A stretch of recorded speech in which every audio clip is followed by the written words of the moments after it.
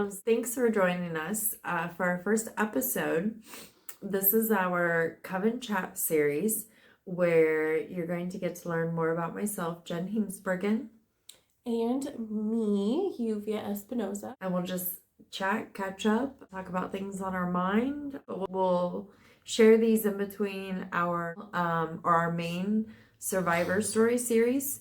If you guys have any questions, anything you would like to learn about us, feel free to leave it in the comments. We're excited that you joined us in this space where we want to turn pain into something that matters. We want to talk about real stories to show others that they're not alone and that they are worth more than what they've been through and they can do more than what they've been through. And the only way people know that is by hearing stories that are similar to what they've been through. And then seeing that those people came out the other side, got away from it, came out the other side a stronger person. And then I hope someday we can grow this even bigger into a foundation that actually helps people who are still stuck in an abusive situation, provide real resources, real support. We have lots of ideas for that we hope to get off the ground someday. I think that the mission for me means that I get to share my wisdom with others who are going through things that make them feel like they need to be quiet, that have caused them lots of pain, where people tell them to not seek attention, where the abusers are only safe because you are quiet. I want to give people that strength to look them straight in the eye and tell them that you are no longer afraid. If you're now an adult, I want to help you discover your voice so that you can look them in the face and tell them that you are no longer a quiet, reserved child and that you will use your voice to tell your truth. Love that. Yeah. So how long have I known you for now? 3 years, I think. 3 years. Yeah. Not quite. So I think I started coming in, this is 2025, I think it was 2023. Because I went to the doctor and I'd started working on things with myself, trying to fix my health and stuff. And it was one of my treats to myself for hitting certain goals. I remember a few weeks ago, I was creeping on your profile. I think it was when I was trying to make a cartoon character for the podcast. And I saw the picture of you. And I think it was like one of the very first things you had posted with the Vine or something. And even further than, I was like, oh my god, I didn't realize how much she had changed from when she first started coming in till now. It's been a lot. Been a journey. A long one. I feel a lot better. Look better. Happier. Yes, a lot happier. Definitely a lot more confident and outspoken than, but maybe it's just because it's been like 2-3 years or whatever. I think it'll be, so I think I started coming in March of 2023. So in 2026, it'll be 3 years. Yep. It's a long time. How much weight have you lost total since you started? 100 pounds. That's a lot. Yeah. A lot of weight. So I was maintaining my weight for a while, not in a good way, but I was maintaining a good weight around 200 pounds.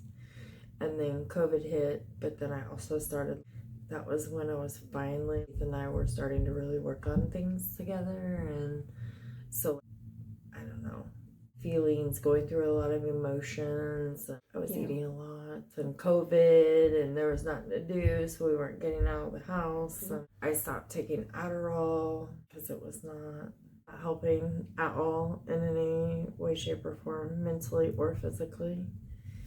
So I gained a lot of weight. After you got off of it, or while you were on it? After I got off of it. So this was in 2019, 2020.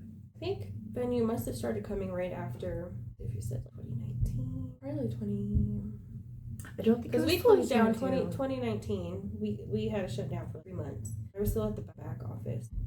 And then, what year is it? 2025? So 2022, 2023-ish? Beginning of 2023? It's been a minute. It has. I know. It feels like COVID was just yesterday.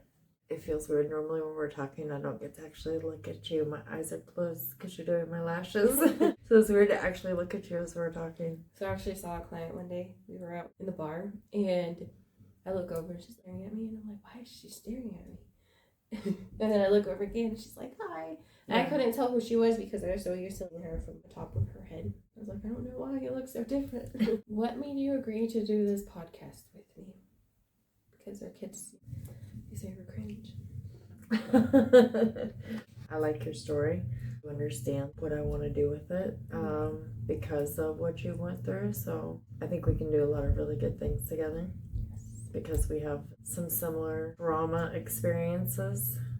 So I think I went ahead and decided to ask you to do it because when I tend to be kind of impulsive. So at that moment when I was like, hey Jen, let's do that podcast that you had mentioned before. I think I was just at a time where I was usually working a lot, and I wanted to do something that would make it seem fun but still beneficial to people around us. And I think, well, I definitely pursued the idea with you because, like you said, you lost 100 pounds from the time I met you till now, and I saw definitely a lot of growth between when I first met you, and that takes a lot of commitment to yourself to lose that much weight. And then, of course, after I went a little crazy with my breakup last summer, which I did feel extremely crazy, I think the moment I started to stabilize a lot more, I really appreciated the people that were kind to me during such a hard time. And I think the fact that I experienced things that I never had at that moment, and then looking back now, I think I definitely want to help other women see that it's just human psychology to feel like you're going crazy or insane, or people might look at you different for that, and it's kind of nice to reflect on it, and perhaps if you're looking down, helps pull somebody out of that space that some people aren't very helpful during times where you might seem like you're a little crazy due to prolonged trauma. I knew what you were going through, and I wouldn't judge you anyway, but I knew what was going on, and just wanted to be there to support you, make sure I was helping put money in your pocket through your small business, because every little bit helps. I know that, and so that you could continue to stay out of that situation and not go back. So because you're a good person. Yeah, I definitely think I was encouraged. I didn't feel as crazy with the amount of women that had stuck around with me from the very beginning of being normal per se, and then having gone to such a crazy time in my life, just I was surrounded by women who had experienced it and understood, hey, she's not always this is the same, and it helped me understand a lot of things as well. So for example, my brother that passed away, I understood then when I was experiencing it how isolating it might have been for him, and also my perception of things that he went through weren't right until I experienced them myself. Definitely a very humbling moment. You weren't here when I found this song that it sounds really freaking good, but the lyrics are terrible. It was WAP. It was the jazz version of WAP. Have you heard it? No. Just goody. Is it one of those? Here it is. I know we can't use this realistically for our intro, but it is kind of funny to me. It sounds good. Is it just like the instrumental, or are there words? There's words in Is it. there? Like, yeah. I actually love that. Is it copyrighted?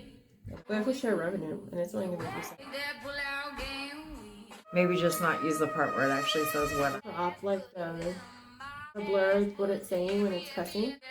I love that. I like it because it's you're no longer less with the lips.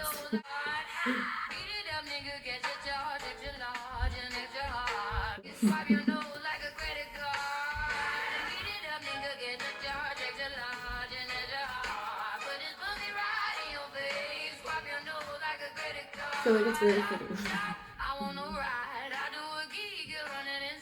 I love this. It's good, right? Yeah, it does.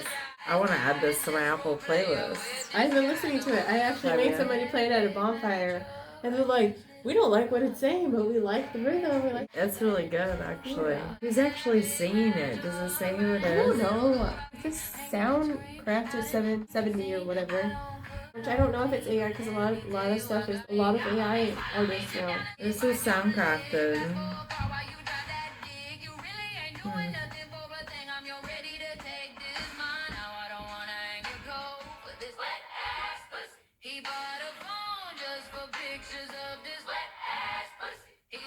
Haha, that's good. These are very slow. Are they starting to drip?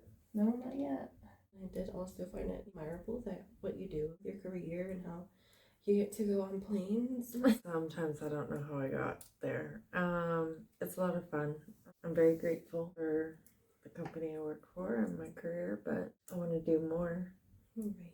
Also, I think it was really shocking the first few times when we started talking, hearing about her childhood. And I'm like, man, I know she doesn't remember a whole lot, but that would be very, I don't know, stressful to think about. You don't actually remember.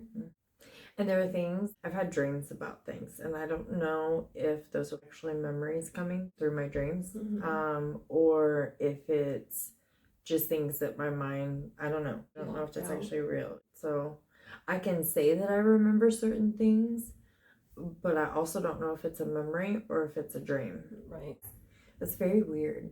I should ask ChatGPT if there's a, like a, what would it be, a psychological thing behind that or something. So you said your dad was one of the first men in Iowa to be awarded custody, something like that?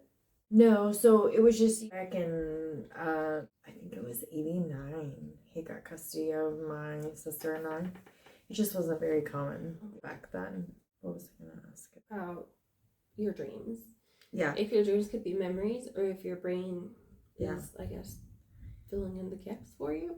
My dreams about the trauma from childhood be actual memory. Dreams can absolutely be connected to real memories, but they can also be symbolic, distorted, or represent emotional truth rather than literal events. Traumatic memories are often stored differently. Childhood trauma can be encoded. Dreams may reflect real events, but not always literally. So it could be replaying it exactly as it happened. Might be mixing pieces of real memories with fears, what ifs, or emotions your brain is trying to process.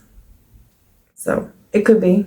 Mixture both. I'm very lucky. I think what is good for me is that even though I did have some bad things that happened, I still had family and other people come in and out of my life at times that helped me. There was, I don't know, was safety, that I didn't have to be what I came from, that I could be more than that. And so that really gave me passion and drive to do something with myself. Anything cool for Halloween, like Halloween gear we want to talk about? Besides this, I guess the trunk or treat that I'm doing on right before Halloween, so that would be kind of fun. Are you guys doing any more trick-or-treating with Sadira? I'm not sure. There's a bunch of trunk or treats that they're hosting, but I won't be here a whole lot on Friday, and then because I do have my business hours, so I might do those. I'm not sure if I'm coming back. And then Thursday after the trunk-or-treat? No, not Thursday, Friday. So the trunk or treat is Thursday, so I'll be closed for the trunk or treat then, and then Friday we go to Iowa City in the morning, and then I'll come back to do my business hours because I don't want to close Thursday and Friday. So I don't think I'll have Sadira then, because either here or her sister, their sister, then she's gonna be mad. And then I think Brian should be able to take her trick or treating, so we might just do that. So maybe I'll try to do 1 or 2 other trunk or treats with her before then. We're going to do one Wednesday at the school because Farney's is Wednesday. And then Thursday we'll come to the one downtown. And then Friday we usually do trick-or-treating around Porch Drive. Do you ever go to that area? Yeah, sometimes. But I was just laughing because so Friday night after I get done here, the plan is to go to this house party in Fairfield. So they have this house downtown, and it's a pretty big house. And it's super packed with people, but they have a DJ on their main level, a DJ in the attic, and then somebody playing music off the speaker in the basement. They have bonfire, they have laser shows, they have a bunch of Halloween decorations, people in costumes. Maybe if you guys are free, you can come. What is that? You can shoot some shots there Friday. I'll have to pull up the little flyer thing, but it's like $5 or $10 to go in. I think it's like $5 if you're wearing a costume, $10 if I think you can bring your own alcohol. I went to last year and it was kind of fun. In Fairfield? That's not too far. It's not too far. That sounds good. Send it to me. I also need an appointment. Right, do you have times on Friday? Anytime afternoon? I don't think so because I'll be in Iowa City. Oh, that's right. And then I'm not gonna. Do you have any time till Thursday? Before? Probably before the trick or treat. Yeah, we'll figure it out when we're done. Because I don't have to go. I told her I'd be there at 3. So I don't have to go till. We'll look at it. Or you can send me times, whatever, today. do those three. That's probably too much, but whatever. She loves her costume this year. A little purple dinosaur. Did I show it to you? No. Oh my god. She loves it. So that was Grandma's pumpkin patch this past weekend. The little boy wanted to take a picture with her because they were both dinosaurs. Can she see? Is she tall enough to see out of it? All barely, but she loves it so much. She's like, nope, Mom, I'm good. She had a blast. So I want her to get use of her costume because she really loves her costume this year. That's funny. So one of my cousins, she bought one of those dinosaur costumes, and then she was charging people for birthday gift delivery. So she would like deliver roses or whatever to whoever they wanted to, but she would charge whatever amount to do it. And it was kind of funny because she'd recorded herself doing it. That is funny. I'm trying to get in as much Halloween stuff as possible because we're getting close with her to where she's not going to want to do stuff anymore. And it makes me sad. But then Dad and I will just go to all the haunted houses. Started carving pumpkins yesterday. She just got hers done tonight. She did a pumpkin kitty. Or she said happy Cataween. I think she ended up carving every side of it. Before we close this out, we want to say thank you again. For real, we still have a lot of work to do. This is just a small put together space that we're using right now. We're not fully ready with the full studio space. We did put ourselves out there. We said that we would drop our first episode before the end of the month. So that's what we're doing. We're getting it figured out and we're going to drop the first episode. So thank you from the bottom of our hearts for being here, for supporting us, and for believing in us and what this might be able to become. We're super excited about some of the guests that we potentially have lined up. We really tried to have our first episode be a survivor story, but the scheduling didn't work out, and that's completely okay. Figure out when to get them in, and we'll drop an episode so Fridays on Patreon, Sundays everywhere else, YouTube, Apple Podcasts, Spotify Podcasts, hopefully. We still got to get that figured out, but we'll get that figured out before we start actually dropping these. Make sure you subscribe. Send us your stories if you want to be a guest, or send us a DM if you want to come on and tell your story. Come back next week. This is just the beginning. We're just getting started, so.